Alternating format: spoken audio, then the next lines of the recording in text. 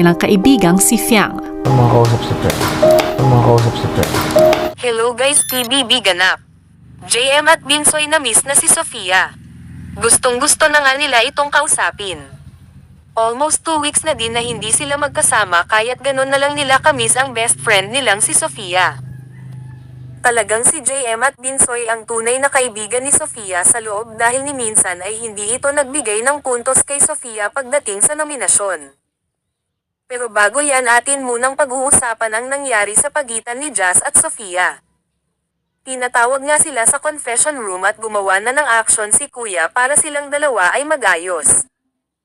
Pinapante nga sila sa library room kung saan doon nila binuhos ang kanilang hinanakit at humingi ng pagpapatawad sa kanilang mga ginawa.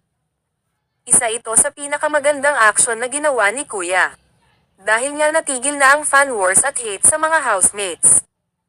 Sabi pa nga ng netizen ay mas kinilig daw sila sa Jazz Fayang kaysa sa Jaime Fayang. Kahit pa man sobrang sakit ang mga natanggap nilang salita ay open pa din si Sofia na makipag-ayos kay Jazz. Bumuhos ang kanilang luha at nakaramdam ng awkwardness, paglabas nga nila ay masaya at nakangiti na sila. Inamin din ni Jazz na sobrang miss na doon niya si Fayang. Sabi nga ng netizen ay deserve daw ni Jazz ang second chance. Samantala hindi nga maiwasan ng mga adult housemates ang mamiss ang kulitan ni Sofia at kung paano ito maglambing. Lalong-lalo na si JM apektado nga siya dahil nawala ang kalinga ng isang Sofia. Alam naman natin na si JM ay sweet pagdating kay Sofia. Kasi kay Sofia lang siya ganun kadikit at napaka-sincere niya pagdating kay Sofia.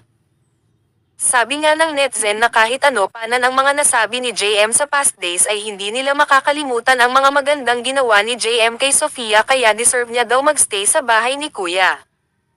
Ito ba ang magiging rason para ma-save si JM sa eviction night at magpapatuloy ang kwento ng Jaime Fiang?